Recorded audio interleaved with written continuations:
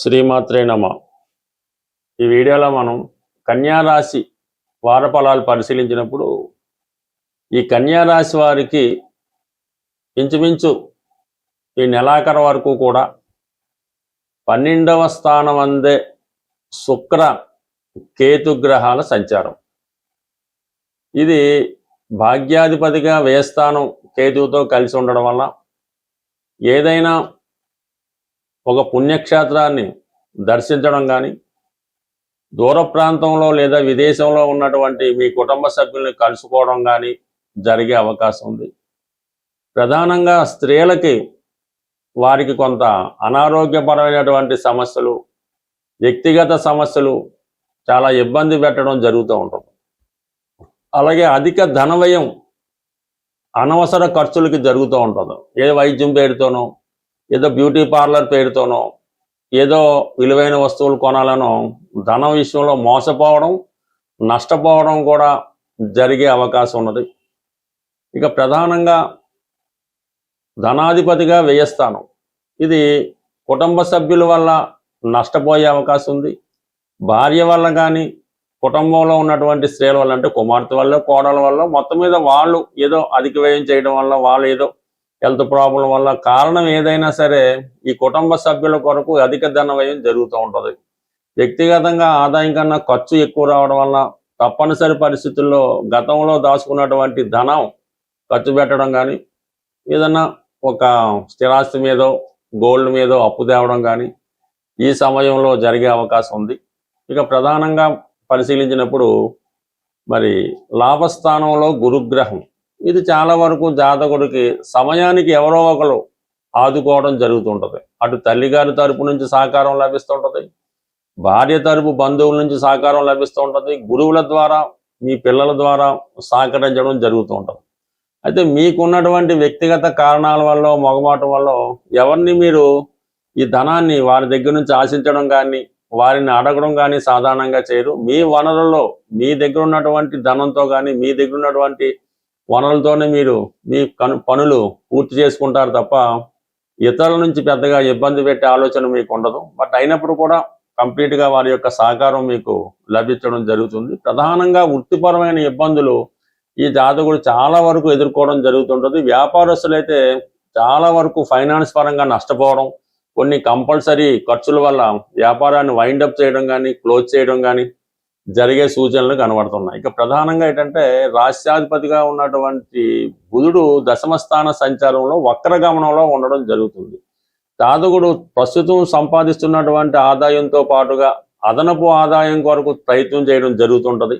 అయితే అక్కడ వ్యయాధిపతి రవితో కలిసి ఉండడం వలన మరి వ్యాపార పరంగా ఉన్న వాళ్ళు ధన నష్టం జరుగుతూ ఉంటుంది.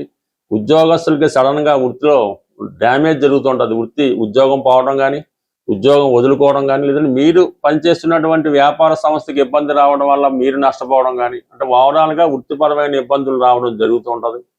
సో అలాగే ఈ ఖర్చులు మిమ్మల్ని చాలా ఇబ్బంది పెడతా ఉంటాయి. అనారోగ్య సమస్యల వల్ల అయితేనే, మీ కుటుంబంలో పెద్దవారికి ఏదో సమస్య రావడం వల్ల వారి కొరకు ధన వ్యయం చేయడం జరిగే అవకాశం ఉంది. వీటన్నిటికీ కూడా ఏదో ఒక ఆపద్బాంధవుడు, లాభస్థానంలో ఉన్నటువంటి గురువు మిమ్మల్ని కంప్లీట్గా సహకరించడం జరుగుతూ ఉంటుంది. ఇవన్నీ పక్కన పెడితే కుజుడు, భాగ్యస్థానంలో ఉన్నటువంటి కుజుడు వ్యయస్థానాన్ని చూడటం వల్ల కంప్లీట్గా ఒత్తిడి ఏర్పడుతూ ఉంటుంది. కంపల్సరీగా మీరు చెల్లించవలసిన ఇన్స్టాల్మెంట్లు అవ్వచ్చు, గతంలో మీరు ఎవరి దగ్గర అప్పు తెచ్చి ఉంటే అది తీర్చమని అవ్వచ్చు, కొంతవరకు కోర్టుపరమైన సమస్యలు అవ్వచ్చు. కుజుడు వ్యయస్థానాన్ని వీక్షించడం వల్ల, అక్కడ ఉన్నటువంటి శుక్రకేతువులు అవడం వల్ల ప్రధానంగా స్త్రీల వల్ల విరోధం రావడం కానీ, స్థిరాస్తిపరమైన సమస్యలు రావడం కానీ, విపరీతమైన ఒత్తిడి జాతకుడు ఎదుర్కోవడం జరుగుతూ ఉంటుంది. బట్ ఏదైనా జాగ్రత్తగా ప్లాన్ చేసుకోవడం అన్నది మంచిది.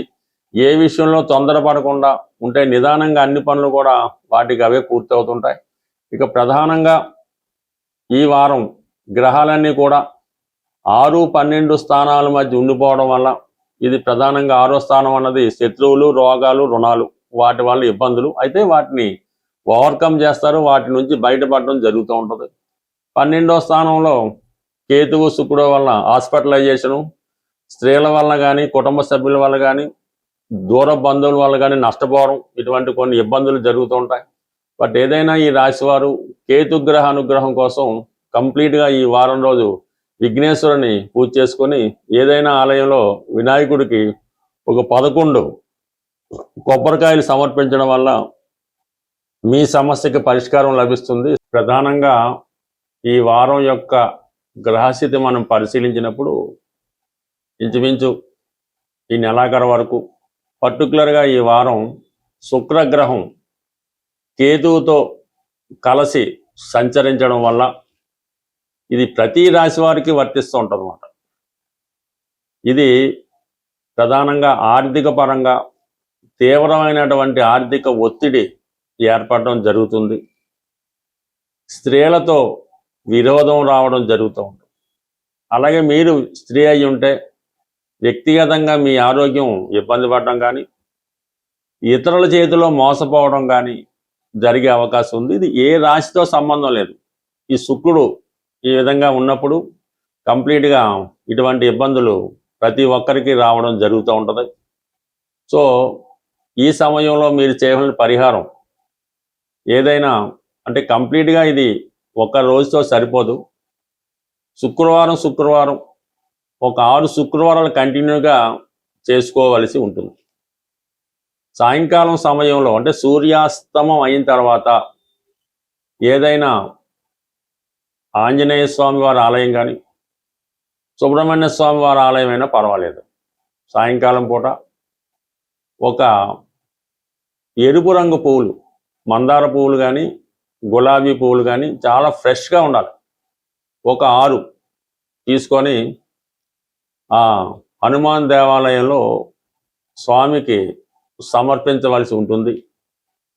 అలాగే బాగా సుగంధపూరితంగా ఉన్నటువంటి అగరబత్తీలు అన్నమాట.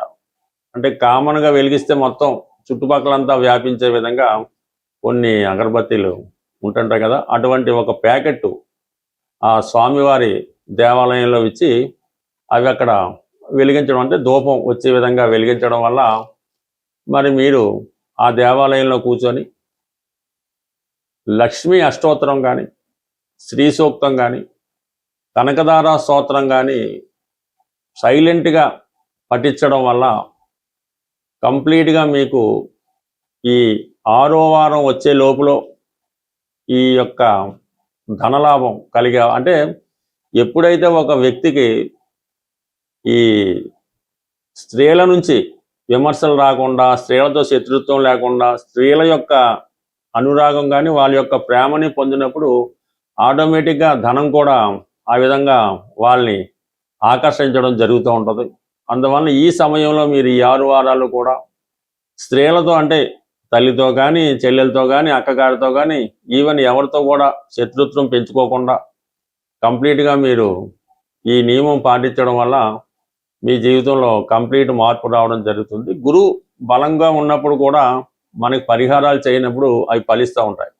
అదే గురువు బలహీనంగా ఉన్నా కూడా మనకు పరిహారాలు ఫలించవు. కాబట్టి ప్రస్తుతం గురువు ఉచ్చులో ఉండడం, అయితే శుక్రుడు ఈ విధంగా బలహీనం అవడం వల్ల సంపూర్ణమైనటువంటి ఫలితాలు మీరు పొందలేకపోతుంటారు. ఈ కొద్దిపాటి రెమెడీ చేసి చూడండి, బాగుంటుంది. బట్ ఇవన్నీ మనకి చేయలేము అనుకున్న వాళ్ళు కంప్లీట్గా ఒక మంచి రోజు చూసి మీ నక్షత్రానికి సాధన తార వచ్చే రోజు ఒక 41 రోజులు కంటిన్యూగా ఒకే టైంలో ప్రతిరోజు అదే టైంలో ఈ కనకదార స్తోత్ర పారాయణ చేయడం వల్ల కానీ నిశ్శబ్దంగా దాన్ని వినడం వల్ల, అంటే దృష్టి మరల్చకుండా వినడం వల్ల 41 రోజు చేయడం వల్ల కంప్లీట్గా మీరు ప్రారంభం రోజు ఏదైతే సంకల్పంతో చేశారో ఆ సంకల్పం అన్నది 41 డేస్ తర్వాత మీకు అంటే లోపులోనే దాని యొక్క ఫలితం మీరు పొందడం జరుగుతుంది. ఇందులో నమ్మకం ఇంపార్టెంట్.